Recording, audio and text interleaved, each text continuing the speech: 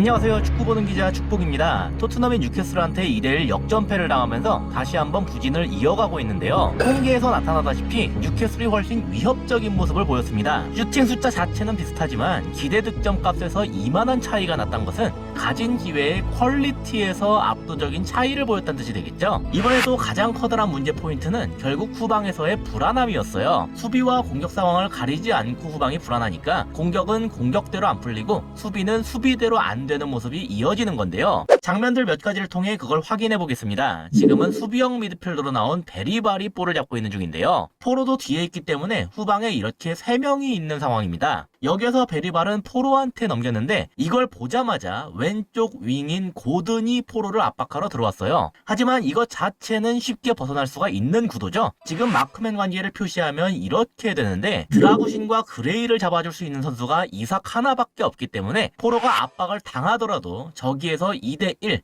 골키퍼까지 포함시키면 3대1의 수적 우위를 갖고 압박을 벗어날 수가 있기 때문이에요. 다음 장면을 보면 그러한 관계가 좀 더 명확하게 나타나죠. 근데 여기서부터가 중요했습니다. 포로가 드라구신한테 볼을 넘겼으니까 그럼 이제 뉴캐슬에서 이삭이 드라구신한테 붙으러 가는 거냐? 이삭이 아니라 고든이 그대로 드라구신까지 압박을 하러 갔습니다. 그러면 포로는 누가 잡아요? 실제로 당장은 잡을 수 있는 선수가 없었어요. 그래서 만약에 드라구신이 개인 능력으로 저 압박을 이겨내고 이렇게 투입하거나 아니면 뒤에 골키퍼한테 즉각적으로 넘긴 다음에 골키퍼를 통해 이런 식으로 넘기는 모습을 보였다면 토트넘은 포로를 통해서 어느 정도 전개를 기대할 수가 있게 됐을 겁니다. 뒤에 있는 조엘린통이 이에 맞춰서 포로한테 붙으러 가는 움직임을 취했다곤 해도 상당한 거리가 있기 때문에 토트넘이 아주 느릿느릿 패스를 하지 않는 이상 성공이 됐을 거예요. 하지만 드라구신은 그걸 해내지 못했습니다. 몸 자체도 아예 왼쪽으로 틀어버렸죠. 하지만 몸을 튼 방향에 있는 그레이한테 향하는 패스길은 아까부터 여길 노리고 있던 이삭 때문에 완전히 막혀있는 상황이에요. 이런 상황에서 우리가 어떤 패턴으로 풀어나오겠다, 그런 약속들이 하나도 되어있지 않다는 증거입니다. 분명한 수적 우위와 공간을 갖고 있던 토트넘이었지만 이제는 곧 뺏겨서 마치 실점을 하기 직전인 것처럼 되어버렸죠. 정말 운 좋게도 이딴 식으로 방출한 볼이 어떻게 그레이한테 넘겨지긴 됐는데 사실 여기서 뺏겨서 먹혔어도 전혀 이상하지 않을 그림이었어요. 이건 뉴캐슬의 슈팅이 이뤄진 장면이 아니기 때문에 통계에 나온 기대 득점값 같은 것에 포함이 되지도 않습니다만 행운이 따라서 결과가 좋게 됐을 뿐이지 과정에 있어서는 중대한 미스라고 할 수 있겠죠. 그리고 그렇게 아슬아슬하게 그레이가 볼을 잡기는 했지만 이 과정에서 이미 뉴캐슬 선수들이 올라올 대로 다 올라왔기 때문에 토트넘의 모든 선수들한테 1대1 마크가 이뤄지게 됐고 여유 공간이 없는 채 볼을 받은 탓에 결국 걷어내듯이 길게 롱패스를 뿌릴 수밖에 없었다. 그리고 그런 롱패스는 이미 데뷔를 하고 있던 뉴캐슬의 장신 수비수들한테 족족 걸리게 됐다. 이게 후방이 불안한 점이 공격을 답답하게 만드는 이유였습니다. 솔랑키가 공중볼 경합을 좀 할 수가 있다고 하더라도 이렇게 토트넘이 롱패스로 방출하게 만들 수만 있다면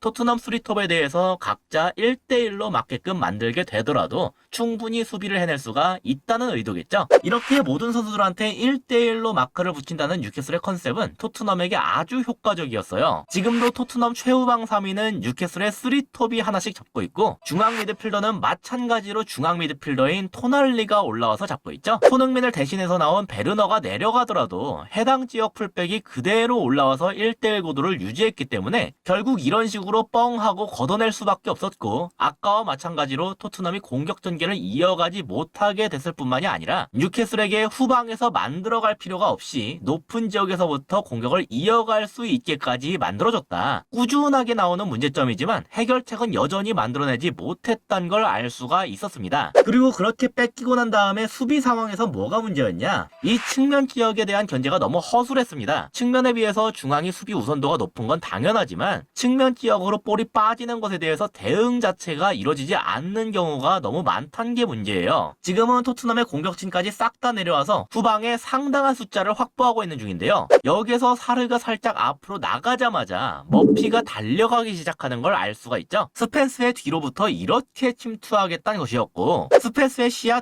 뒤에서부터 이뤄진 움직임이기 때문에 제때에 맞춰서 여기에 대응을 할 수가 없었어요. 머피가 아예 더 치고 들어오는 것까지 막을 수도 있겠지만 이 타이밍에 오른발로 크로스를 올리는 것에는 어떤 방해도 할 수가 없었습니다. 여기에 더해서 그 반대편을 보시면 포로가 마크해야 할 대상인 고든도 확인할 수가 있죠. 여기에선 이삭이 그 크로스를 바로 처리하려다가 놓쳤지만 사실 이 고든한테 넘어갔으면 바로 득점이 됐을 거예요. 중앙이 더 중요한 건 알겠는데 그것 때문에 풀백들이 측면 지역에 대한 수비 행위를 너무 놓아버린다는 겁니다. 1차적으로 뚫리게 되더라도 크로스에 대한 방해 정도는 이루어졌어야 됐고 반대편 선수에 대한 마크도 이루어졌어야 됐어요. 두 번째 실점이자 결승골 장면도 이와 마찬가지였습니다. 비록 토날리가 중앙에서 볼을 잡고 있긴 했지만 여기서 치고 들어오는 건 그래도 사르나 그레이가 막아줄 거라고 기대할 수가 있었거든요. 그런데 스펜스가 지나치게 여기에만 신경 쓰면서 측면의 머피를 완전히 놓아주게 됐고 자유롭게 볼을 잡은 머피가 완벽하게 스펜스를 1대1로 이겨낸 다음에 가랑이 사이로 패스를 투입하면서 이번엔 이삭이 놓치지 않고 득점을 해냈다. 물론 그의 마크맨이었던 드라구신이 제대로 끊어내지 못한 게 결정적이긴 했습니다. 하지만 아까 장면까지 함께 놓고 봤을 때 이런 식으로 계속 투입을 허용하게 된다는 것 자체가 근본적인 문제라고 봐요. 그것이 거의 상징적이라고 표현해도 좋을 정도로 나타났던 장면은 이겁니다. 중앙에서 공중볼 경합이 연속적으로 일어나고 있는 중인데 여기에서 나온 볼이 윌록한테 갔거든요. 당연히 센터백 역할을 하고 있는 스펜스가 붙어서 경합을 해주면 되는 건데 아니 뜬금없이 포로까지 중앙으로 좁혀서 얘가 공중볼 경합을 붙으려고 했습니다. 그래서 스펜스와 포로가 아예 그냥 겹쳐버리는 것처럼 됐고 위치상 그다지 측면으로 벌렸다고 보기도 어려울 정도인 반스는 이 지역에서 완전히 자유롭게 되어버렸어요.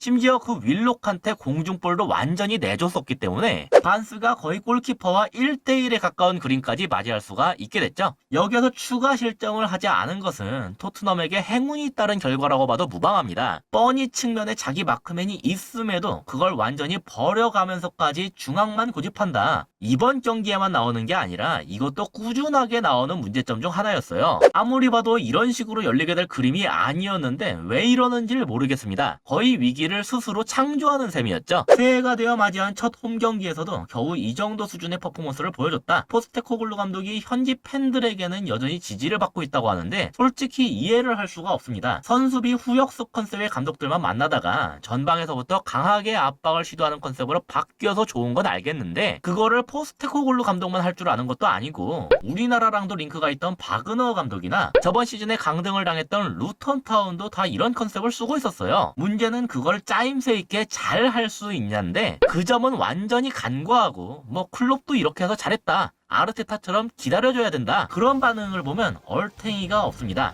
다음 경기 일정들도 빡빡하게 잡혀있는데 이 단기간 내에 뭔가 획기적인 변화가 이뤄질 거란 기대가 안 드는 게 사실이네요. 이상으로 오늘의 영상을 마치도록 하겠습니다. 시청해주셔서 감사합니다.